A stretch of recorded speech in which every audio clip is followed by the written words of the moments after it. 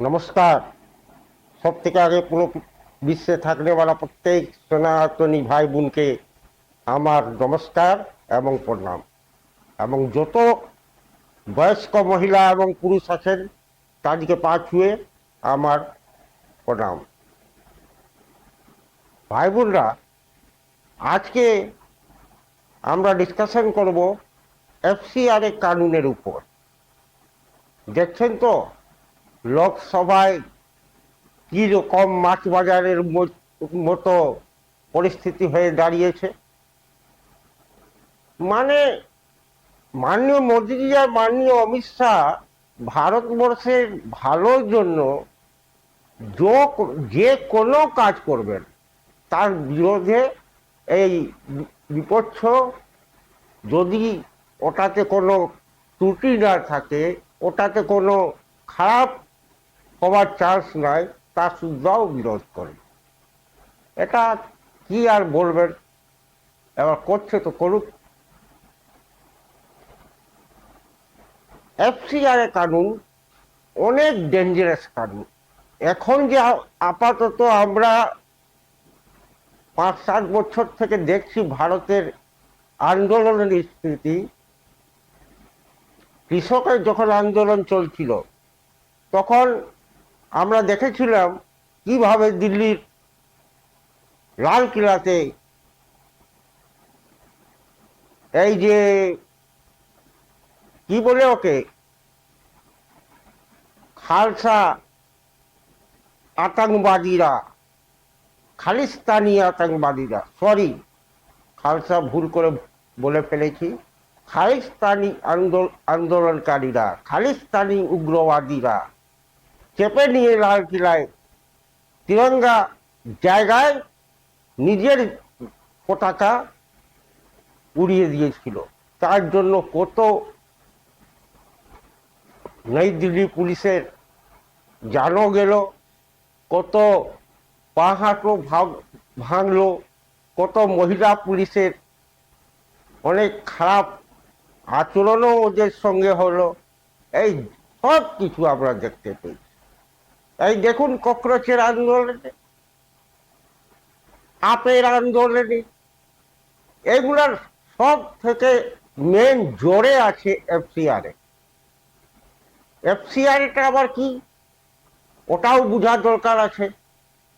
আমাদের ভারতের মধ্যে 33 লাখ মোটামুটি গুনুতে যায়, ওটা কোনো অ্যাকাউন্টেন্ট ফাইনাল করে নেই, ভারত সরকারও ফাইনাল করেনি, কিন্তু মোটামুটি 33 লাখ এনজিও ভারতের মধ্যে রান করে, যার মধ্যে 14,000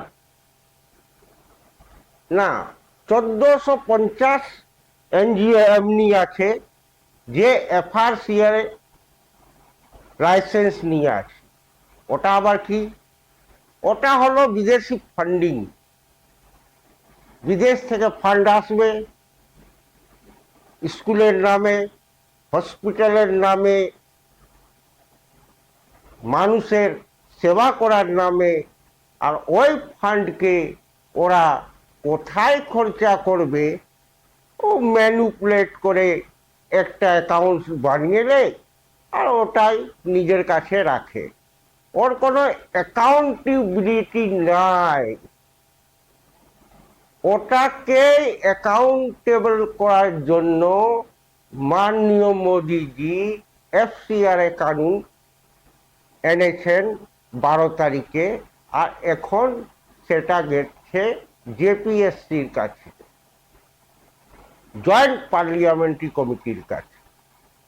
কিন্তু আপনারা বলবেন বা ভাববেন, তো কই মোদিজি তো জেপিএসসি তে চলে গেল, লোকসভায় তো পাস করাতে পারলেন না।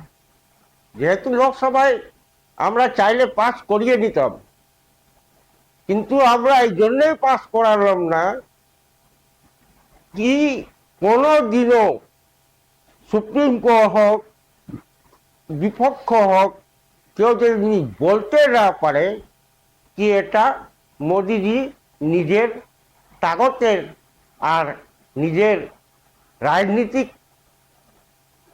सोच के इस्तेमाल करे, पावर के इस्तेमाल करे उन्हीं जेपीएससी बिल पास करिए दिए। एफआरसीए बिल पास करिए নিলেন না, এফআরসিএ বিল পাস হবে জেপিএসসির মাধ্যমে হবে। আর যেহেতু জেপিএসসি অলরেডি আমাদের মেজরিটি রয়েছে, ওখানে লোকসভা থেকে 21 জন থাকবেন আর 10 জন থাকবেন রাজ্যসভা থেকে। জেপিএসসিতে 31টি মেম্বার থাকবেন, যার মধ্যে লোকসভা থেকে ভারতীয় জনতা পার্টির 10 আর টোটাল এনডিএ মিলিয়ে 14 থেকে 15 আছেন। আর ওইদিকে রাজ্যসভা থেকে 10টার মধ্যে 8টা অলরেডি এনডিএর মেম্বার রয়েছেন। তো উইদাউট ফেল 21-10 রেশিও থাকবে। যখন পাস হবে তখন আপনি দেখবেন এইভাবেই ওয়াক বিল কেউ মাননীয় মোদীজি পাস করিয়েছিলেন। এটাই বলে গম্ভীর আর মজবুত রাজনীতিক যে হয় ও চেঁচামেচিতে পড়ে না, ও নিজের কাজ ঠিক বার করে নেই। যেহেতু আমরা 240 মেম্বার পেয়েছিলাম 2024-এ, এই দুটো ছকরা ও অখিলেশ যাদব আর এই রাহুল বাবা উত্তরপ্রদেশে মিথ্যা অ্যানাউন্স করিয়ে দিয়েছিল কি মহিলাদেরকে 1 লাখ টাকা দেবে বছরে, 8,500 টাকা মাসে। তার জন্যই কিছু ওখানে ভোট ডাইভার্ট হয়ে গেছিল, তার জন্যই আমাদের সংখ্যা কিছু কম হয়ে গেছিল। তা সত্ত্বেও আমরা এনডিএতে অলরেডি 302 মেম্বার নিয়ে এখনো আছি। 60টা মেম্বার কম হচ্ছিল, তার জন্যই জেপিএসসিতে আমরা মাননীয় মোদীজি এটাকে ঢুকিয়ে দিলেন। আর জেপিএসসি থেকে যখন পাস হয়ে বার হবে তখন না সুপ্রিম কোর্ট কোনো কথা শুনবে, না লোকের কাছে কোনো কথা বলতে হবে। এইভাবেই রাজনীতি করেন মাননীয় প্রধানমন্ত্রী মোদীজি এবং মাননীয় গৃহমন্ত্রী শ্রী অমিত শাহজি। যাই হোক, আমি এখানেই নিজের ভিডিও শেষ করছি। আর আপনাদের থেকে অনুরোধ করছি আমার ভিডিও যেন বেশি বেশি সাবস্ক্রাইব করুন, লাইক করুন, শেয়ার করুন এবং ফলো করুন। ভারত মাতা কি জয়, বন্দে মাতরম, জয় শ্রী রাম।